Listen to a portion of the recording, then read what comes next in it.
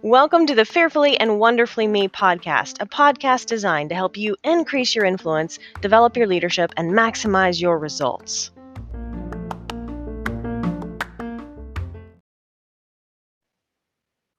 Hello, everyone. Welcome to Fearfully and Wonderfully Me, a podcast designed to help you become the leader you are destined to be. Welcome to another episode. Today's episode is one of my, I think, most favorite topics to talk about is self-limiting beliefs and how and why they hold us back. And the reason it's one of my favorite subjects to talk about is because this concept is so powerful, and it holds us back in ways that we are not even aware of. Right? Our lack of awareness relative to self-limiting beliefs is often holding us back, and we're not even aware of it. In fact, I would say most of the time we're not aware of it, because if we were aware of it, that would be the first step in helping us overcome them. So I wanted to dig into that a little bit deeper. But first off, how or why they're holding us back, I think this really comes across in two ways. The first is that our self-limiting beliefs show themselves, or maybe don't show themselves, but how and why they hold us back really in two key areas. I think the first is that a lot of times when we look around at any dimension of our life, right, whether it's our physical, our circumstances, our work environment, our professional environment, our career, your personal life, your relationships, something about yourself you want to improve on, whatever that is, whatever it is that you are not 100% completely satisfied with. If you were to look at that and say, number one, that self-limiting belief might be holding you back because, number one, you think that you shouldn't be the one to fix it, right? And this comes out as playing the victim. I can remember, times in my life, in my career, where I was working in a job, and I was always value driven, so I always worked hard, but a lot of times in those early years before I had done a lot of growth and development on myself, I would go through the day and I would be working, but it was almost with a feeling of, they don't pay me enough, right? And I almost felt like it was their fault that I wasn't making more money. And that seems so ridiculous to say now, but I know that this happens for a lot of people, because a lot of times that's how that self-limiting belief is holding us back, is we absolutely believe that the problem is someone else's responsibility, right? And that was how it was holding me back in those early years, is professionally, is I thought absolutely 100% it was somebody else's responsibility to help me make more money in my career. Now, I know, there again, it seems so ridiculous when I say it like that today, but I know that I'm not the only one who's ever had that thought. We find ourselves feeling passed over for opportunities or for promotions, or maybe we're not making the salary that we feel like we deserve.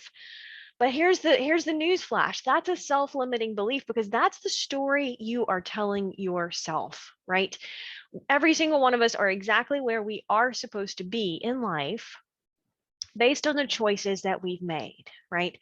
Now, that doesn't mean the playing field was level for everybody. Some of us don't get head starts in life. Some of us, like I didn't get a head start in life, going through years of being abused as a teenager and leaving home without much. And, I didn't have a high school diploma. I didn't have a job. I didn't have any money when I left home at 19. And so that's not a head start, right? I didn't have a lot of experience, even working a part-time job at that point. But that's the self-limiting belief, is that it's somebody else's responsibility to help us improve our circumstances, right? Regardless of our circumstances, what's more important is the choices we make in response to those circumstances. And that's how that first way that a self-limiting belief is holding us back, is that we believe whatever the problem is, whatever we're not happy or satisfied with, we absolutely believe it's somebody else's responsibility to fix it. And as long as we think it's somebody else's responsibility to fix it, we won't do anything to fix it, right? Why would we if it's somebody else's fault? And Mac and I touch on this in a little bit different perspective from the stage a lot of times when we're speaking. But here's the thing: we as people blame other people because it's easy, and there's only one alternative, right? As long as I'm blaming someone else for the situation that I'm in, the circumstances or the problem or the issue or whatever it is that I want to fix, as long as I'm blaming someone else, it's his fault, it's their fault, then I don't have to do anything to fix it. And so I won't do anything to fix it, right? It's easy to blame, it's easy to externalize responsibility and say, you know what, it's somebody else's fault. Somebody else is the reason this is happening. Now, I say this over and over. We absolutely don't control everybody else. We can't control much of what happens in life, but we always control how we respond to it. And the very first, most important choice that we can make in being proactive is saying, you know what, this situation may not be 100% my fault. It may not be something that I did to create this situation, but it's my responsibility to improve it. And this plays out there again. This might be playing out in your professional life, in your job, in your career. You're feeling like you're not getting the opportunities you want in your career. Well, it's your responsibility to go out there and get those opportunities. If you want to make more money, you got to be the one to say, you know what, I need to develop myself and become more valuable so that I am more valuable to, a different employer perhaps, or the same employer where you're at, right? If you become more valuable and you add more value, at sooner or later you'll be given the opportunity to reciprocate that, and to benefit from that. And so that's just one example, right, of how that self-limiting belief holds us back in the first way. It could be, it may not be your professional life, it might be your personal life, right? If you feel like you don't have enough influence with your kids, your teenagers, for example, as long as you think it's their fault, you're not going to do anything to fix it. Now, absolutely, there might be relationships where you cannot control the other person there again, but you always can step up and take the responsibility of saying, well, you know what, maybe I don't know what I don't know when it comes to communication or connecting with people or interacting or relationships. And so let me read a book, let me learn something, because clearly I don't know it all, right? And to me, this comes out, again, sometimes our personal relationships have more emotion, and it's easier to try to mess up, or not try and mess up, but it's easier to mess up in those personal relationships because there's more emotion, right? We care more. But it's almost like that other person that you're in a relationship with knows exactly which buttons to press, right? It's not that they do so intentionally, it's just that there's more emotion in the relationship, and so it's much easier. We're more sensitive. But there again, it's very easy because if you're in a relationship with someone, they're not always going to do things every single day that are always going to run smoothly, right? We don't intend to. Sometimes we do things to irritate people, or just the nature of another person in our life. Sometimes that relationship gets rubbed the wrong way, and some of us get rubbed the wrong way, right? That's natural, that's normal, that's going to happen. But as long as we externalize the responsibility for fixing it, we're never going to do anything to fix it. And what happens if both people are sitting around going, it's your fault, it's your fault, it's your fault, right? Nobody ever does anything to fix it. As long as we believe that it's someone else's responsibility, we will never take the initiative, the responsibility, and the ownership, right, of being proactive and saying, you know what, I might not can control everything, but let me make sure I'm doing everything I can do in this situation to fix it. Now, in my career, I realized that, hey, if I wanted to make more money, I'm going to have to, maybe that's go to community college and get a degree or a diploma or something like that. Maybe I can increase my skills or learn something. Because if I develop myself and I become more valuable, then I have more value, right? And sure enough, as I started doing that, then I got more opportunities in my career. And every single time I've focused internally and saying, you know what, I've got to take the responsibility for doing something different if I want life to be different. Every single time I did that, life got better, right? And that's the thing. When we take that responsibility, that ownership, then we have the opportunity to improve whatever it is we don't like, right? This could, whether it's your career, your relationships, your physical fitness, your health, or your wellness, absolutely, there are things you cannot change. But I guarantee you there is a whole lot of things we can change and we can improve. We just have to learn to look for them and accept the responsibility of doing them. All right, so that's the first way that self-limiting beliefs hold us back, is that we believe it's someone else's responsibility to fix whatever it is. That's a mindset shift, That's a choice you're going to have to make, is just saying, I'm going to start taking ownership and responsibility, and only I can do that. I can do that, but only I can do that. You can do that, but only you can do that, right? I cannot do that for you. That's the first thing. And that's kind of the first switch. If you want to flip that proactive switch on, that's the first thing that has to happen, is you got to make that mindset shift that says, I can do this, but only I can do this. Accept that responsibility and saying, what can I do? How can I fix this, improve this? What can I change? And it's Viktor Frankl who reminds us, when I can no longer change a situation, I am challenged to change myself, right? That's one reason I read so much. I read 50 nonfiction books a year.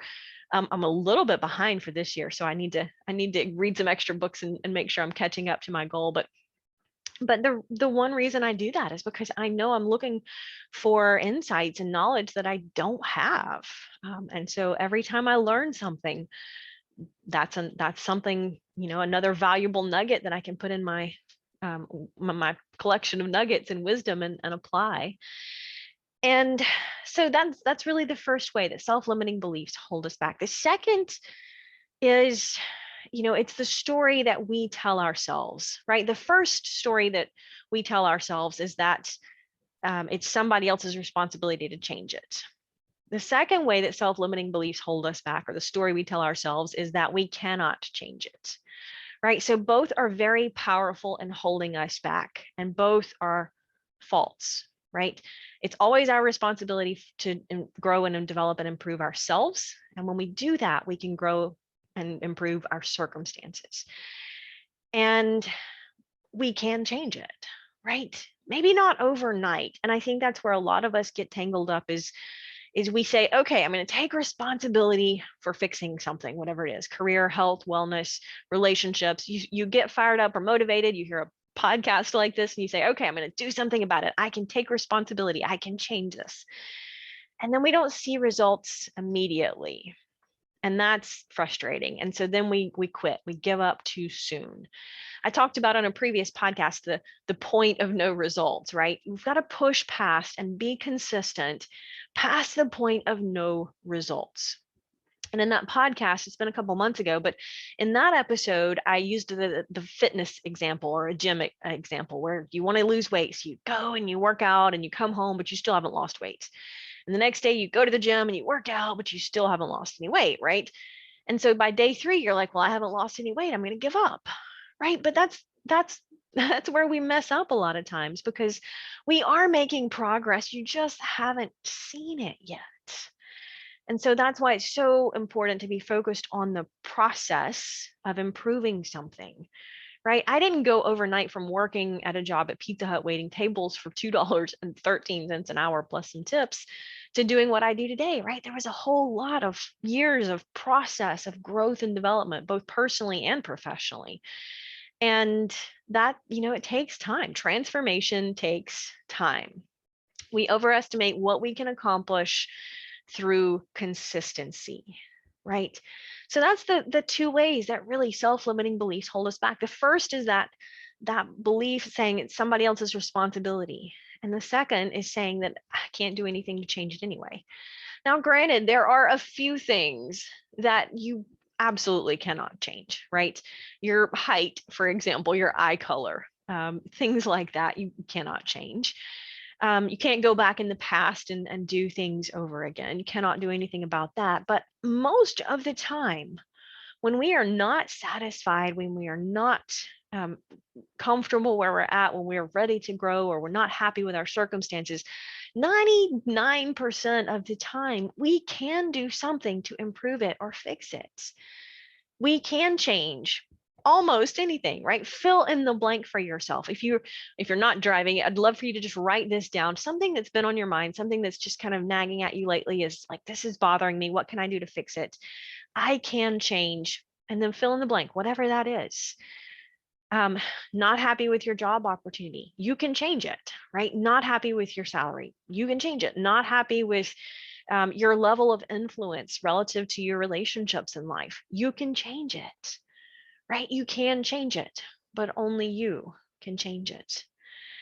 And so when I think about that, there again, this is just such a powerful concept because most of the time we are not aware of how often we either think we cannot change or improve something, and so we won't put forth the effort to do so, or we think it's somebody else's responsibility to fix something, and so we don't put forth the effort, right? It's amazing how often this plays out in our day-to-day lives, and usually we're not even aware of it. It just because we don't stop to think about it, right? And it's hard to get into this level of thought and self-awareness and growth and development. It takes a little bit of time, but it takes pulling away from your busy work and schedule, and trying to balance getting the kids to school and cooking and grocery shopping and working and all of the things that have to get done, and pushing pause on all of that and stopping to think and reflect, right? But let me tell you, if you just spent 15 minutes a day thinking, really intentionally thinking, if you did that every single day for a year, I guarantee you, you would be in a completely different and better place next year than you would be right now today when you're listening to this podcast, right? This podcast that I'm recording is going to come out towards the end of August.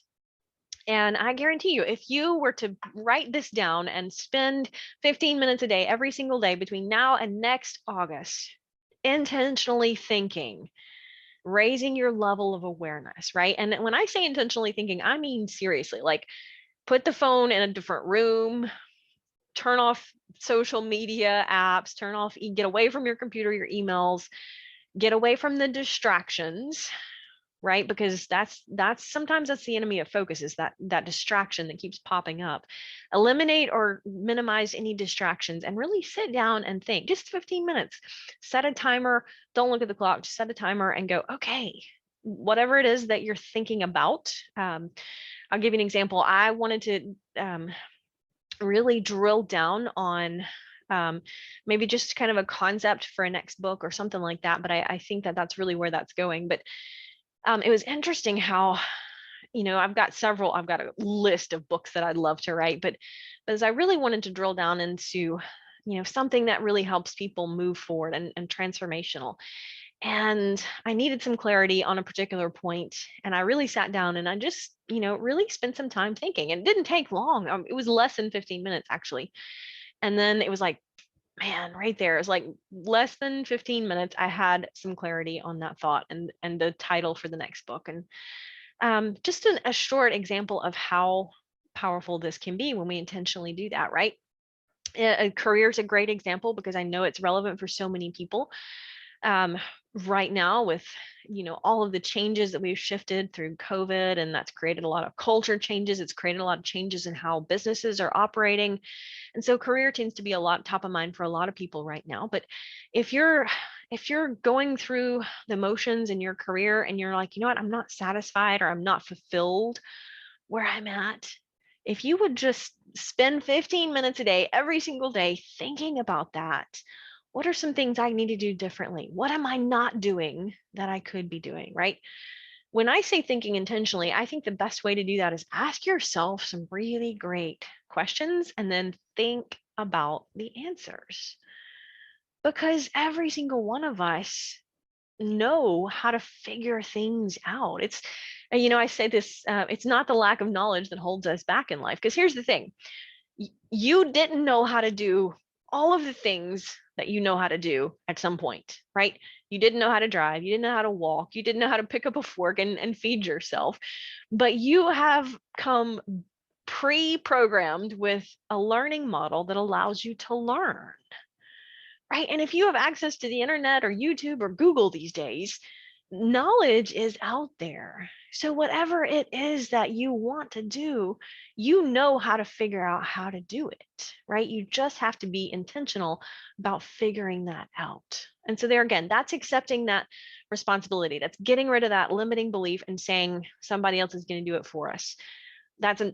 Somebody else is not going to do it for us, right? We have to take that ownership and that responsibility. Hal Elrod said, the moment I accept responsibility for everything is the moment that I can change anything.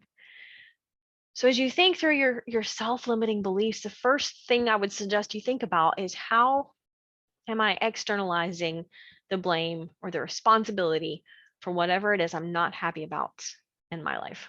Until next time.